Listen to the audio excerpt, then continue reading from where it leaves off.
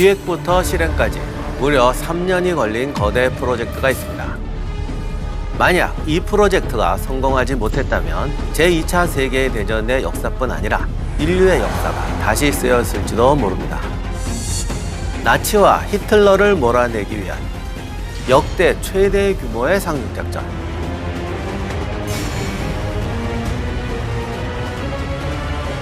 속고 속이는 기만 작전과 최신식 무기의 등장으로 나치 독일을 철저하게 무너뜨린 결정적인 사건. 그 이야기는 노르망디에서 시작됩니다.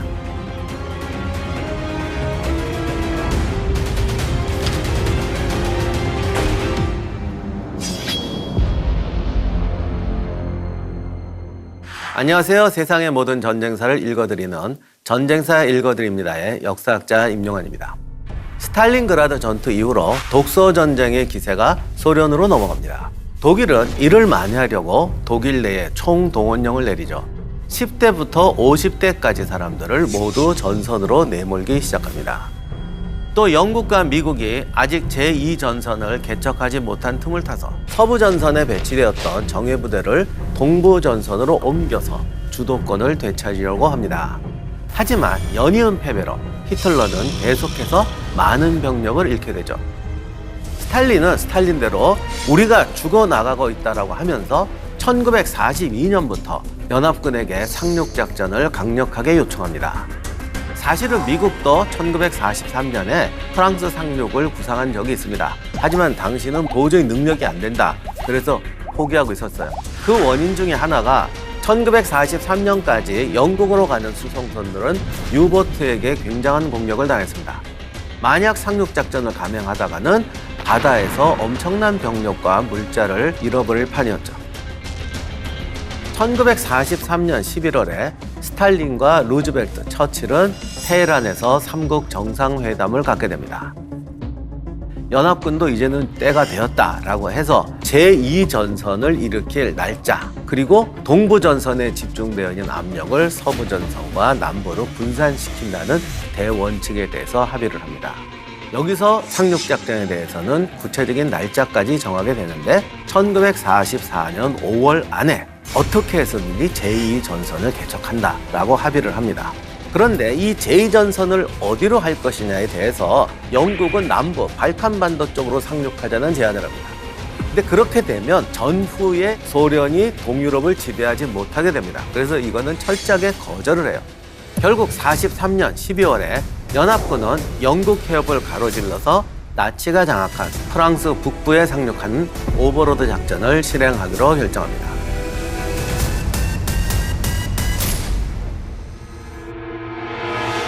영국군 해군 중령 모건은 실전 경험이 풍부했기 때문에 오버로드 작전의 주요 기획자로 임명됩니다. 연합군 최고사령부는 미군의 아이젠하워 장군을 연합군 원정군 총사령관으로 임명하고 영국의 몽고메리 장군을 원정군 지상부대 총사령관으로 임명합니다. 연합군은 비밀리에 정찰기를 보내 유럽 각 연해의 지형과 풍향, 수심, 독일군의 후방 지역 등을 철저하게 조사합니다. 그리고 공군이 원활하게 군을 엄호하고 물자를 조달하고 후속 부대를 증원하려면 상륙 지점이 영국 공군 기지와 가깝고 근처에 항구 설비가 있어야만 했습니다. 영국 해군 중령인 모건은 이 조건에 적합한 곳으로 프랑스의 칼레와 노르망디 해안을 지목합니다. 그러면 칼레와 노르망디 중에서 왜 노르망디였을까? 칼레는 영국과 가장 가깝지만 해안 절벽이 가파르고 해변이 협소하고 가장 중요한 건 독일군이 최정예 병력을 배치해서 방어하고 있었습니다. 노르망디는 조금 더 멀지만 해변이 평탄하고 독일 수비군 병력도 상대적으로 적었고 부근에 쉐르부르라는 비교적 큰 항구가 있었습니다. 아이젠하워가 리드하는 지도부는 오버로드 작전을 상세하게 검토해서 노르망디 오른강 어귀에서 쉐르부르 사이에 80km 되는 해안가에 상륙하기로 합니다. 또한 공수부대를 독일군 방어선 후방에 강화시켜서 협동작전을 진행하기로 합니다. 그렇다면 독일군은 연합군이 노르망디에 상륙하는 것을 알아채지 못했을까? 독일은 연합군이 공격할 것이라는 것은 알았지만 정확히 언제, 어디서 공격해 들어올지는 알 수가 없죠. 왜냐하면 당시 독일이 차지하고 있던 유럽이 노르웨이부터 프랑스 남부까지입니다. 전선이 너무 길어서 도저히 선택과 집중이 불가능했습니다. 그러니까 독일군 내에서도 상륙 지점에 대해서 의견이 분분합니다. 독일군 청사령관 룬트슈테프뿐만 아니라 대부분의 지휘관이 연합군의 상륙 지점이 칼레 지역일 것이라고 생각합니다. 칼레는 독일의 공업 중심지 루르와 가장 가깝고 연합군이 상륙하는 순간 독일에 대해서 가장 직접적인 위협이 되는 곳이기 때문이죠. 하지만 비집단군의 롬멜 원수의 생각은 달랐습니다. 그는 상륙 지역이 노르망디일 것이라고 생각합니다. 건축에 관심이 많았던 히틀러는 전쟁 때마다 강력한 방벽을 선호를 합니다. 그래서 무려 3,680km 대서양 방벽을 구상을 합니다. 한포에도 맞설 수 있는 강력한 해안 포대를 건설해서 전 해안을 요새화한다. 롬멜은 노르망디 방어 사령관으로 임명을 받고 프랑스 해안을 방어하게 됩니다. 그런데 롬멜이 와서 보니까 노르망디 지역의 방벽이라는 게 그냥 집담한 건물 수준으로 처참한 수준이었어요. 그래서 피와 병사들을 휘몰아서 대공사를 시작합니다. 롬멜은 모래사장 앞에 무려 6천만 개의 지뢰를 깐다는 계획을 세웁니다. 그리고 대전차호를 파고 물 밑에는 상륙 장애물과 폭발물을 설치합니다. 또 해안에는 콘크리트 토지카를 만들어서 기관총 진지와 해안포대를 만들고 모래사장 뒷부분에는 말뚝을 설치해서 해변을 철통 방어하려고 합니다. 이걸 좀 더 구체적으로 말씀드리면 상륙작전을 막기 위해서 수중에 구조물을 만들고 그 끝에다가 대전차 지뢰를 납니다. 그러니까 상륙정이 오다 보면은 이게 걸릴 거 아니에요? 그러면 바로 이제 폭발해버리는 거죠. 연합군이 이 장애물이 무서워서 그걸 피한다고 썰물에 상륙을 했어요. 원래 상륙작전은 밀물대 합니다. 그래야 배가 해안에 바로 와서 바로 들어가는데 우리가 라이언 일병 구하기에서 봤듯이 병사들이 너무나 먼 해안선을 뛰어가야 되기 때문에 그 중간에 희생을 많이 당하게 됩니다.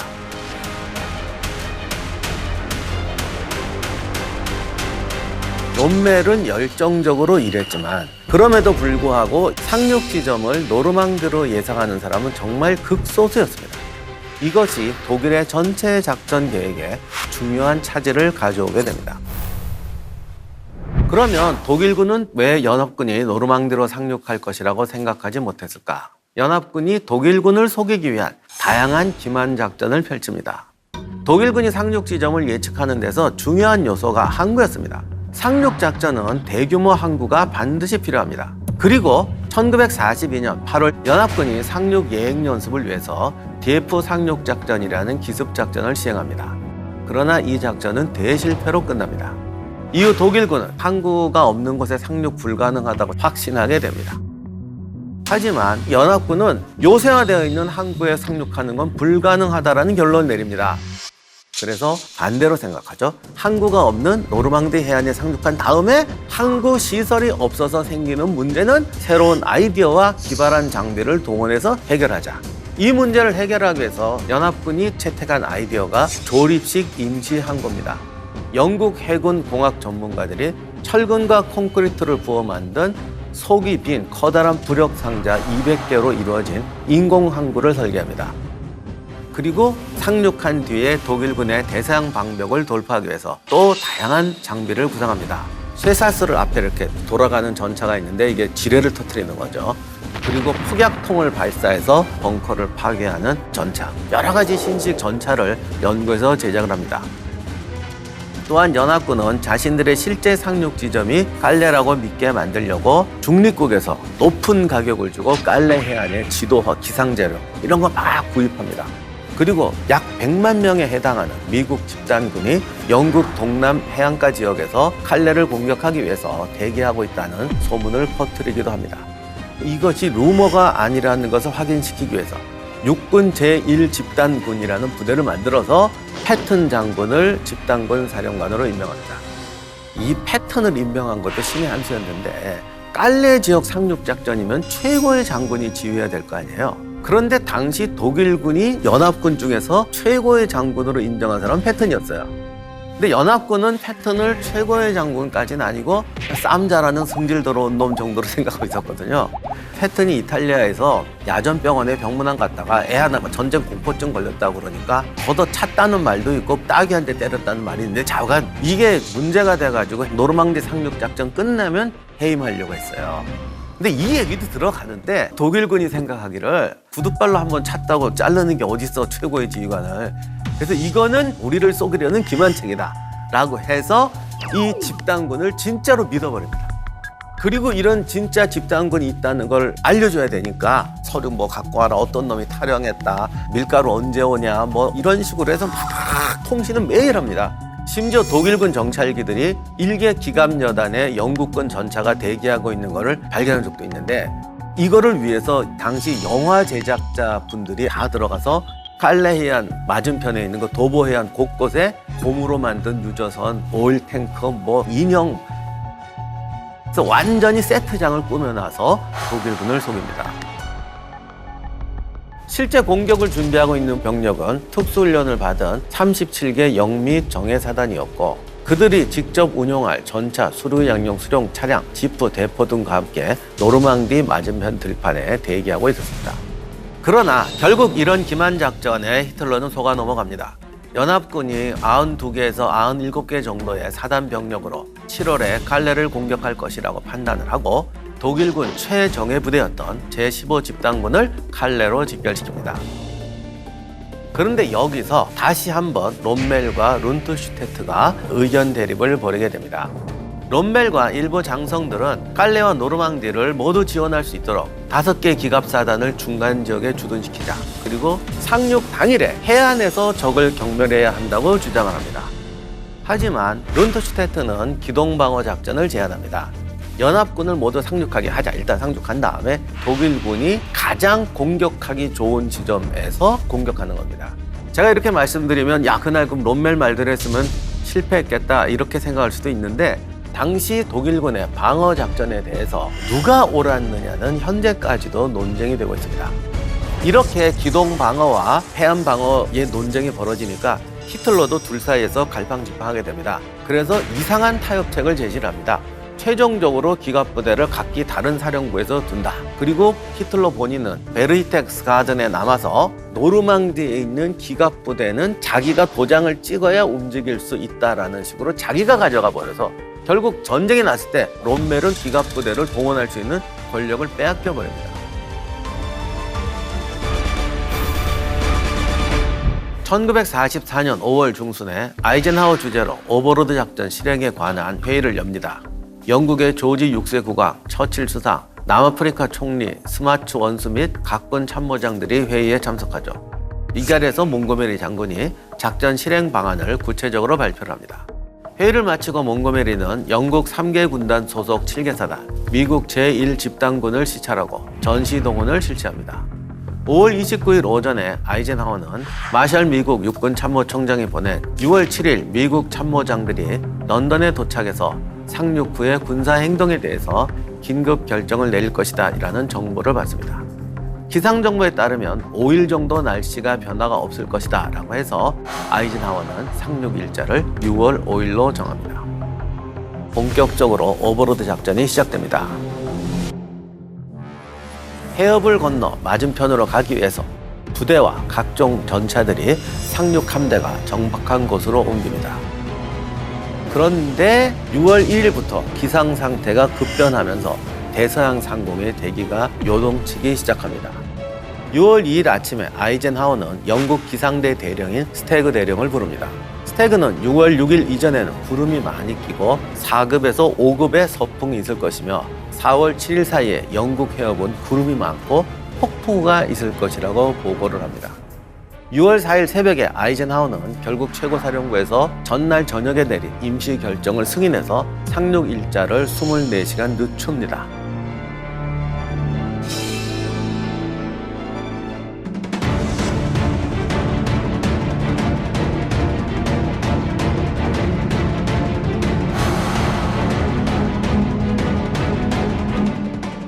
그런데 기상 상태가 갑자기 악화가 되니까 독일은 연합군이 며칠 동안은 행동하지 않을 것이라고 판단합니다. 결국 폭풍으로 인해서 연합군이 상륙하지 못할 것이라고 확신한 롬멜은 독일로 귀국합니다. 그리고 간 김에 히틀러를 만나서 기갑부대를 직할로 사용하게 해달라 이 요구를 하려고 합니다. 이때 기상전선에서 이변이 일어납니다. 누구 말로는 칼로 그은 것처럼 약간의 파란 하늘이 나타났어요. 이걸 보고 스태그가 아이젠하워한테 거짓말처럼 6월 6일에 하늘이 고기만 빌 겁니다. 기적 같은 기상 상태가 된 거죠. 아이젠하워는 지금 행동하지 않는다면 한 달을 연기해야 돼요. 조류가 바뀌기 때문에. 그래서 오늘 할 것이냐를 몽고메리에게 묻습니다. 몽고메리도 작전을 실행하자고 합니다. 아이젠하워는 최종적으로 6월 6일에 오버로드 작전을 실행하기로 하고 모든 사령부와 워싱턴에 있는 연합참모장위원회에 이를 통지를 합니다. 그렇다면 독일은 왜 이 기상 변화를 눈치채지 못했을까? 전후에 밝혀진 사실인데 당시 독일군 기상부대가 장비가 형편없었대요. 그러니까 그 사람들이 올리는 기상 예보를 신뢰할 수가 없는 수준이었던 거예요. 그리고 6월 5일에 파리 총사령부에 있던 룬트슈테트는 헬브르에서 르하브르 사이에 독일군 레이더 기지가 교란되고 런던 BBC 방송에서 프랑스 저항군자들에게 심상치 않게 많은 양의 비밀 정보를 발송하고 있다는 보고를 받습니다. 깔레에 주둔하고 있던 독일군 제15집단군도 런던에서 프랑스 저항군자들에게 보내는 비밀 전보문을 가로챘는데 공격이 곧 시작되니까 준비하라는 내용이라고 파악을 합니다. 룬트슈테트는 독일 제15집단군과 제7집단군의 1급 전쟁 준비 태세를 취하라고 명령하면서 경보를 울립니다. 그러나 롬멜의 참모장 스파이들이 별장에서 자기 매형과 롬멜 친구들을 위해서 연회를 열었고 파티를 즐기느라고 경보가 제대로 전달되질 않습니다.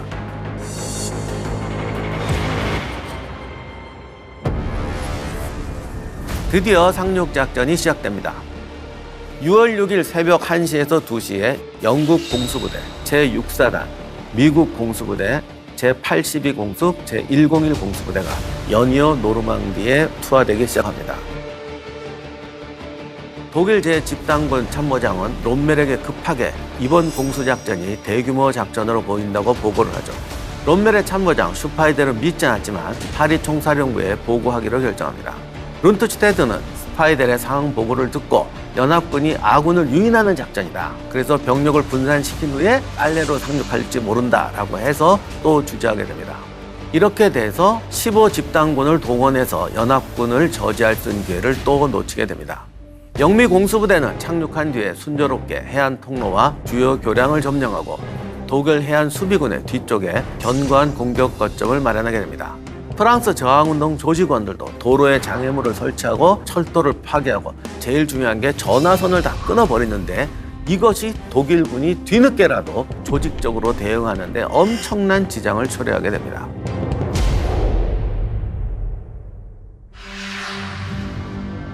이날 아침에 노르망디 방어진지에 있던 독일군들이 안개 사이로 수많은 함정이 바다 사이에서 나타나는 것을 봤다. 독일 수비대는 적을 향해서 포탄을 쏘기 시작하지만 연합군은 이를 뚫고 오른강 어귀에서 코탕탱 반도 동쪽 기슭까지 95km에 달하는 5개 지역의 해안가에 상륙을 하게 됩니다. 강력한 공군과 함대의 화력 엄호를 받으면서 수많은 상륙정들이 얕은 물가까지 나갑니다. 독일군은 연합군이 썰물 때 상륙할 것이라고는 예상하지 못하죠. 따라서 대포가 모두 밀물 지역의 만조선에 조준되어 있었습니다.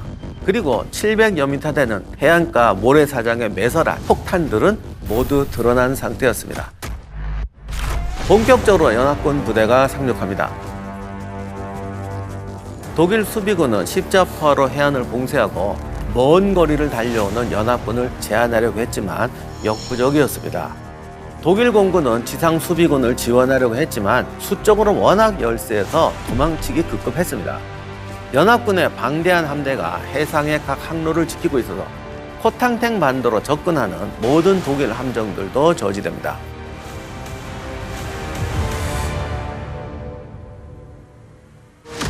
롬멜은 노르망디에서 벌어진 일을 뒤늦게 알고 전선으로 돌아갑니다. 그때 뒷자리에서 내가 바보짓을 했다고 어마어마하게 후회했다고 해요. 그리고 노르망디의 상황이 악화되자 파리에 있던 룬트슈테트와 슈파이델은 다급하게 최고사령부와 연락을 취해서 2개 기갑사단 증원을 요청합니다. 그러나 히틀러와 히틀러의 고문인 요들은 연합군의 상륙 지점이 깔레라고 믿었기 때문에 룬트슈테트의 요구를 들을 필요가 없다고 해서 무시하게 됩니다. 히틀러는 그동안 헝가리 국빈을 접대하고 낮잠을 자느라고 대수롭지 않게 생각했지만 다시 한번 긴급 상황이 전해지고 나서야 노르망디 증원을 승인합니다. 하지만 이미 때는 늦었죠.